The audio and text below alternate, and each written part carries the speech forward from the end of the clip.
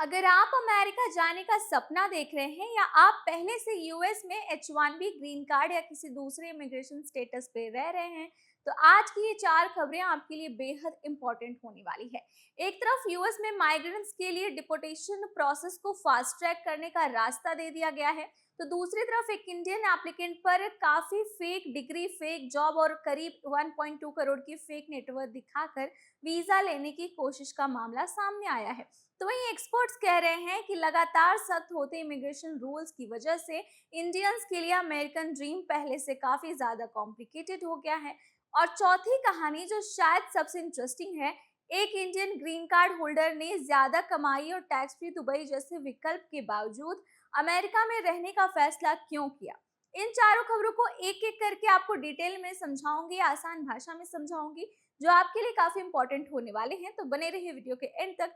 हाय, मेरा नाम है दामिनी सिंह और आप देख रहे हैं एनबीटी टेक इट। आज के इस बुलेटिन में सबसे पहले बात करते हैं उस खबर की जो अमेरिका में अनडॉक्यूमेंटेड माइग्रेंट और इमिग्रेशन इन्फोर्समेंट को लेकर काफी चर्चा में बना हुआ है। फास्ट ट्रैक डिपोर्टेशन का रास्ता साफ हो गया है। इंडियंस पर क्या असर पड़ेगा ये भी आपको बताती हूँ। अमेरिका की एक फेडरल अपील्स कोर्ट ने ट्रंप एडमिनिस्ट्रेशन को national wide fast track deportation policy आगे बढ़ाने की इजाजत दे दी है। इस व्यवस्था को एक्सपीडिट रिमूवल कहा जाता है। इसका मतलब ये है कि कुछ एलिजिबल नॉन सिटीजन्स को सामान्य लंबी इमिग्रेशन कोर्ट प्रोसेस से गुजारे बिना ही तेजी से डिपोर्ट किया जा सकता है।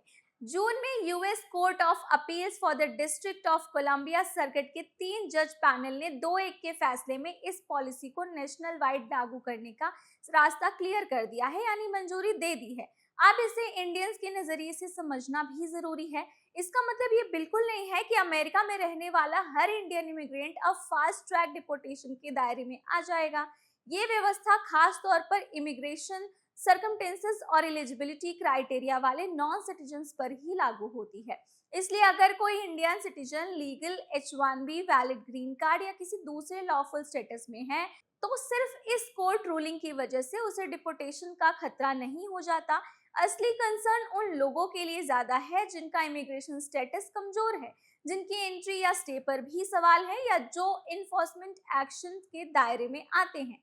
इस खबर का सबसे बड़ा टेकअवे यही है कि यूएस इमिग्रेशन इन्फोर्समेंट अब ज्यादा एग्रेसिव डायरेक्शन में आगे बढ़ रहा है। इसलिए अनडॉक्यूमेंटेड या अनसर्टेन स्टेटस वाले लोगों के लिए अपनी इमिग्रेशन हिस्ट्री और लीगल ऑप्शन को समझने से ज्यादा काफी इंपॉर्टेंट हो चुका है। लेकिन किसी भी इंडिविजुअल केस में ऐसा फैसला फैक्ट्स और इमिग्रेशन स्टेटस के आधार पर ही होगा। अब आते हैं आज की दूसरी और बड़ी खबर पर, जो इंडियन वीजा एप्लीकेंट्स के लिए एक बहुत बड़ी वार्निंग है। आंध्र प्रदेश के एक 25 वर्षीय व्यक्ति पर US non immigrant visa application के दौरान फेक डॉक्यूमेंट इस्तेमाल करने का मामला सामने आया है। रिपोर्ट के मुताबिक उसने अपनी फाइनेंशियल और प्रोफेशनल प्रोफाइल को मजबूत दिखाने के लिए कथित तौर पर fake educational qualification, employment record, bank statement और करीब 1.2 करोड़ की नेटवर्थ से जुड़े डॉक्यूमेंट पेश किए। मामला सामने आने के बाद यूएस एम्बेसी की शिकायत पर दिल्ली पुलिस ने एफआईआर दर्ज की और इसके बाद इन्वेस्टिगेशन शुरू की गई। रिपोर्ट के मुताबिक एप्लीकेंट ने फैब्रिकेटेड डॉक्यूमेंट की बात स्वीकार की। अब यहाँ इंडियन एप्लीकेंट्स के लिए एक सबसे जरूरी लेसन भी है। यूएस वीजा एप्लीकेशन में अगर आपकी इनकम कम है, तो कम इनकम दिखाना अपने आप में फ्रॉड नहीं है। अगर आपके पास करोड़ों की प्रॉपर्टी या बैंक बैलेंस नहीं है, तभी भी अगर आप जेन्युइन डॉक्यूमेंट्स के साथ एप्लीकेशन करते हैं, लेकिन अपनी प्रोफाइल को मजबूत दिखाने के लिए fake bank statement, fake degree, fake employment या बोरोड मनी को अपनी परमानेंट वेल्थ बताना बेहद रिस्की साबित हो सकता है। वीजा ऑफिसर एप्लीकेशन की पूरी प्रोफाइल देखता है और आपका ट्रैवल पर्पस क्या है, आपकी फाइनेंशियल सिचुएशन क्या है, आपका एम्प्लॉयमेंट या एजुकेशन बैकग्राउंड क्या है और एप्लीकेशन में दी गई इंफॉर्मेशन कितनी क्रेडिबल है। इसलिए किसी एजेंट के ये कहने पर कि थोड़े पैसे लगाकर बैंक बैलेंस बढ़ा देंगे या फेक एक्सपीरियंस से वीजा लग जाएगा, कभी भी ऐसा कदम नहीं उठाना चाहिए। एक वीजा रिजेक्शन और वीजा फ्रॉड बिल्कुल ही अलग अलग चीजें हैं। जेन्युइन एप्लीकेशन रिजेक्ट हो सकती है, लेकिन नोइंग फॉल्स डॉक्यूमेंट सबमिट करना लीगल कॉम्प्लिकेशंस आपके लिए पैदा कर सकता है। इस केस में इन्वेस्टिगेशन अभी जारी है, इसलिए फाइनल लीगल आउटकम इन्वेस्टिगेशन और कोर्ट प्रोसीडिंग पर ही डिपेंड करेगा। अब आते हैं आज की तीसरी खबर पर, और शायद उन लाखों इंडियंस के लिए सबसे बड़ी चिंता है जो अमेरिका में पढ़ना, काम करना या परमानेंटली सेटल होना चाहते हैं। अमेरिका में इमिग्रेशन रूल्स और स्क्रूटनी के सख्त होने की वजह से इंडियन प्रोफेशनल्स के लिए US immigration journey increasingly complicated हो रही है। हालिया एनालिसिस में एक्सपर्ट्स ने H1B एप्लीकेशंस में ज्यादा स्क्रूटिनी और रिक्वेस्ट फॉर एविडेंस यानी RFES ग्रीन कार्ड प्रोसेसिंग से जुड़ी कई कठिनाइयों और इमिग्रेशन स्टेटस को लेकर कम फ्लेक्सिबिलिटी जैसी चिंताओं को हाईलाइट किया है। इंडियन एप्लीकेंट्स के लिए ग्रीन कार्ड बैकलॉग सबसे बड़ी स्ट्रक्चरल प्रॉब्लम में से एक है। खास करके एम्प्लॉयमेंट बेस्ड कैटेगरी में से इंडियन बॉर्न एप्लीकेंट्स लंबे समय से बैकलॉग का सामना कर रहे हैं।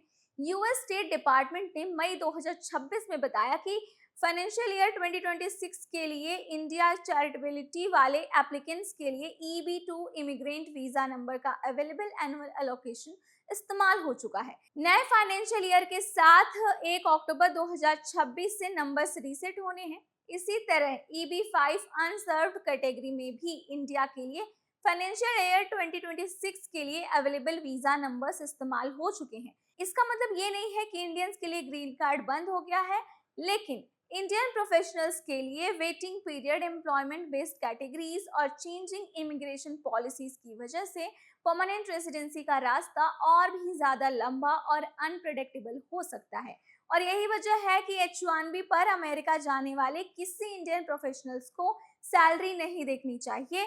उसे ये समझना चाहिए कि लॉन्ग टर्म इमिग्रेशन पाथवे क्या है, ग्रीन कार्ड बैकलॉग कितना है, एम्प्लॉयर सपोर्ट कैसा है, और अगर नौकरी चली गई तो उसके पास क्या ऑप्शंस होंगे। यानी आज अमेरिकन ड्रीम सिर्फ यूएस में जॉब मिल गई है तक सीमित नहीं है। असली सवाल तो ये है कि क्या आप वहां लॉन्ग टर्म लीगली और फाइनेंशियली टिक पाएंगे। अब इसी सवाल से जुड़ी हमारी चौथी खबर है जो एक अलग कहानी है। दुबई भारतीय प्रोफेशनल्स के लिए बेहद अट्रैक्टिव डेस्टिनेशन बन चुका है। यूएई में इंडिविजुअल पर पर्सनल इनकम टैक्स नहीं है और इसी वजह से कई इंडियन प्रोफेशनल्स और वहाँ एंटरप्रेन्योर्स वहाँ हाई सेविंग पोटेंशियल देखते हैं। कई Indian long term residency option, lifestyle, safety और इंडिया के जियोग्राफिकल प्रॉक्सिमिटी के कारण यूएई को ज्यादा पसंद करते हैं। लेकिन अब सवाल ये है कि अगर दुबई में टैक्स एडवांटेजेस और कभी कभी ज्यादा टेक होम इनकम मिल सकती है तो कोई Indian green card holder America में ही क्यों रहना चाहेगा। इसका जवाब सिर्फ सैलरी नहीं है बल्कि यूएस ग्रीन कार्ड की सबसे बड़ी वैल्यू है। Long term permanent residency green card holder को अमेरिका में परमानेंटली लिव एंड वर्क करने का अधिकार मिलता है। इसके अलावा career opportunities, children education, health care access, established community और फ्यूचर सिटीजनशिप जैसे फैक्टर्स भी किसी व्यक्ति के डिसीजन को प्रभावित कर सकते हैं। लेकिन अब यहाँ एक बहुत इंपॉर्टेंट टैक्स पॉइंट भी है। अगर कोई इंडियन ओरिजिन व्यक्ति यूएस कार्ड होल्डर है और दुबई जाकर रहने लगता है तो सिर्फ यूएई में पर्सनल इनकम टैक्स न होने से उसकी यूएस टैक्स रिस्पॉन्सिबिलिटी ऑटोमेटिकली खत्म नहीं होती। यूएस टैक्स रूल के तहत green card holders generally US tax residents माने जाते हैं और world wide income reporting obligations हो सकती है। इसलिए दुबई टैक्स फ्री है, इसलिए ग्रीन कार्ड छोड़कर दुबई चले जाना जैसी सिंपल कैलकुलेशन हर व्यक्ति के लिए सही नहीं हो सकती। किसी व्यक्ति के लिए दुबई में ज्यादा सेविंग्स इंपॉर्टेंट हो सकती है जबकि किसी दूसरे के लिए US permanent residency, family stability और लॉन्ग टर्म सेटलमेंट ज्यादा वैल्यूएबल हो सकता है। और यही इस चौथी कहानी की सबसे बड़ी सीख है कि हर इमिग्रेंट का अमेरिकन ड्रीम एक जैसा नहीं होता। आज की चारों खबरों को अगर हम एक साथ देखें तो एक तस्वीर काफी क्लियर दिखाई दे रही है। अमेरिका इमिग्रेशन इन्फोर्समेंट को और भी ज्यादा एग्रेसिवली लागू कर रहा है। वीजा एप्लीकेशन में गलत इंफॉर्मेशन के खिलाफ कार्रवाई गंभीर हो सकती है।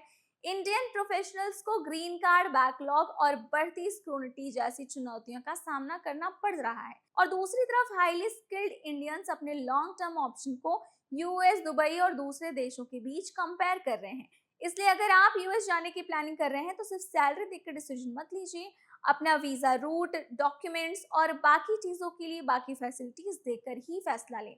वैसे आज की इन चारों खबरों में से आपको कौन सी खबर सबसे ज्यादा इंफॉर्मेटिव लगी, काम की लगी, कमेंट सेक्शन में जरूर बताएं। और अगर आज की वीडियो आपको पसंद आई हो तो वीडियो को लाइक करें और चैनल पर नए हैं तो चैनल को सब्सक्राइब करना ना भूलें।